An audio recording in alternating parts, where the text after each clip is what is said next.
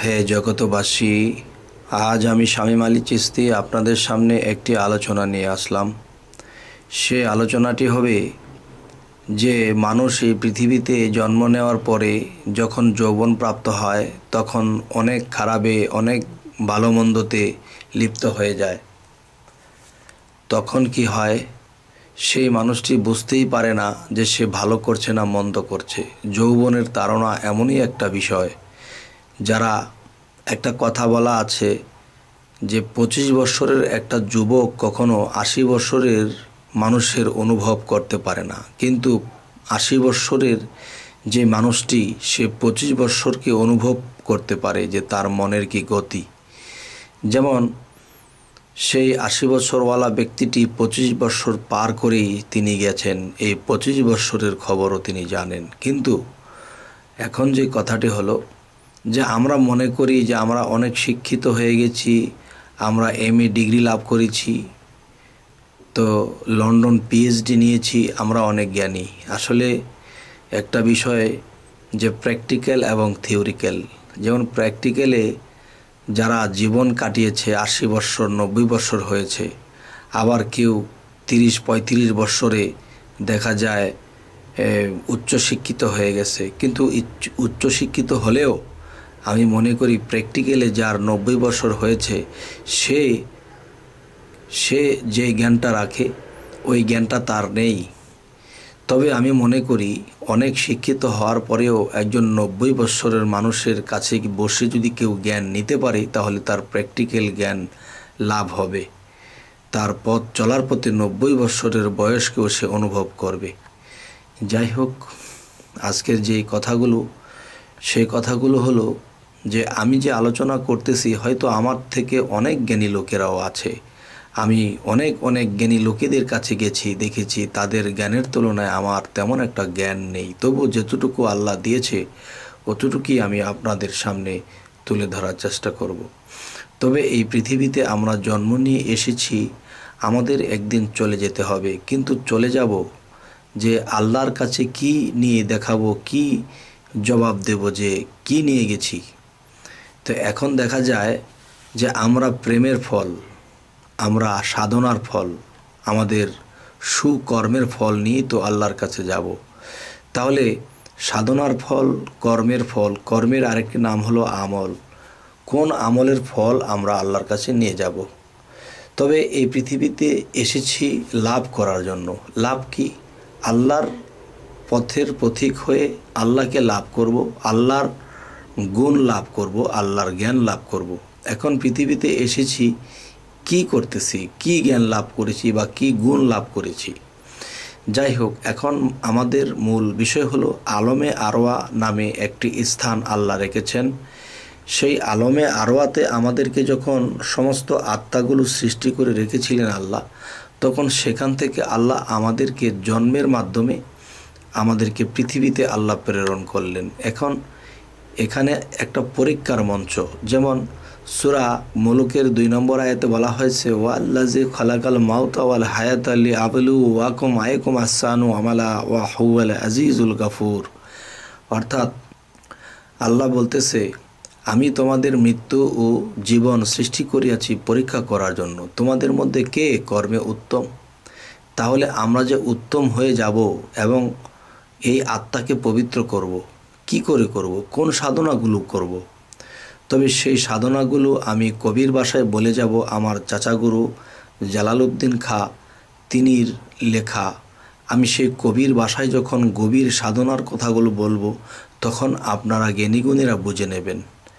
তো সেটি হলো, হাতনা তাওয়ায় দিবানিশি হয়ে যাওগে কামার পোড়া, শেষে যাবে লালবাজারে চারি রঙের নিশানুরে, অগ্নির মতো ধুধু করে মধ্যে জিনিস ভরা, হে হরফের চাবি দিয়া সধাই গিয়ে গোড়া, তালা খুললে নয়ন মেলে দেখবে সাদা 3 কোঠরা, 3 তালাতে এক নাম ফোটে, হাহাকার এক শব্দ ওঠে, ঢেউ লাগে ত্রিবেণীর ঘাটে, দেখছে রসিক যারা, ভালোবাসা ভবের আশা মিটাই আছে তারা, কেন তোমরা দৌড়াইলে না দমের গোড়া। হে জগতবাসী, এই কথাগুলো যদি কেউ বুঝতে পারে এবং এই সাধনাগুলো করতে পারে, তিনি অবশ্যই আত্মার মুক্তি পাবেন। তবে আত্মার মুক্তি পেতে হলে আরও কিছু সাধন তত্ত্ব আপনাদেরকে বলবো।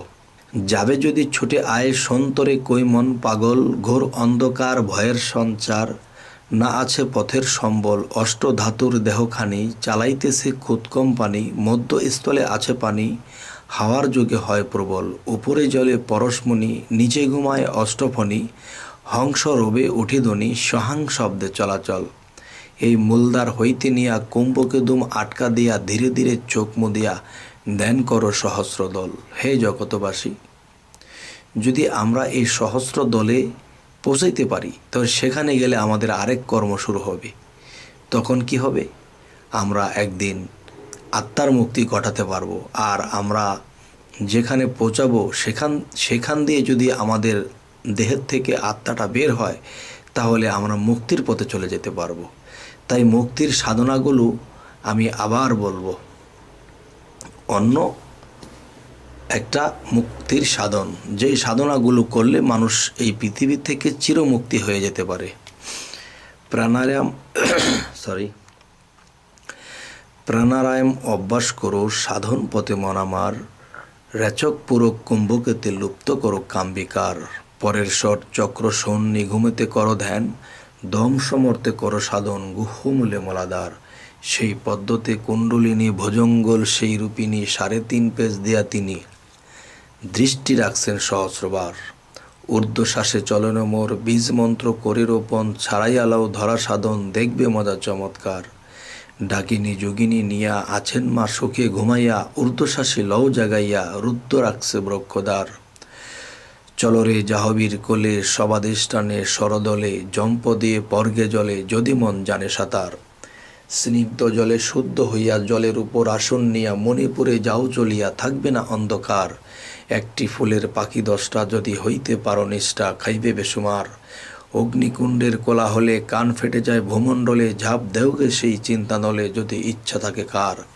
এই আলাজিব্বা ধুধু করে যেজন সাহসের জোরে দম রাখিয়া পুড়ে মরে, অগ্নি হয় তার তাবেদার, সেই অগ্নিতে হইলে দাহন হয়ে যাবে অগ্নিবাহন, কাঞ্চন বরণ হবে তার, এই হৃদয় পদ্ম অনাহত 12টি দল, রয় পবিত্র নারায়ণ বিরাজিত, বায়ুতে তারাহার বিহার, সেই পথে হইলে সাধন, বায়ুর শোনে করবে ভ্রমণ, পরমাত্মা হবে দর্শন, পুণ্যজনম আর হবে না, এই 16 দল কণ্ঠমূলে বিশুদ্ধক্ষা পদ্ম বলে, সাধন হলে আকাশকুলে সুখের নাহি পারাপার, এবার সুষন্মার ছিদ্র দিয়া দ্বিদল পদ্ম ওঠো গিয়া, এই আজ্ঞাচক্র ভেদ করিয়া করিলাও জাতের বিচার, সেই দেশেতে গেলে পরে মুক্ত জীব বলে তারে, জালাল বলে যাবে সেরে জমের নাই অধিকার।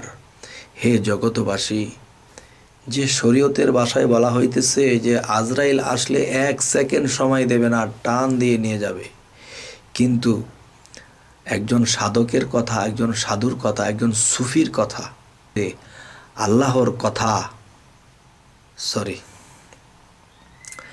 একজন রুহানি জগতে আল্লাহ প্রাপ্ত একজন ব্যক্তির কথা হলো যে মানুষ জন্ম হলে সেই জন্মের পরে সেই মানুষটি কিন্তু অবুঝ হয়ে জন্ম নেয়, কিন্তু তার আত্মাটা চেতন থাকে এবং সেই আত্মাটা একসময় মুর্শিদ ধরে, গুরু ধরে, ধরার পরে সাধনা করে প্রেম ভক্তির দেশে ডুবে যায়।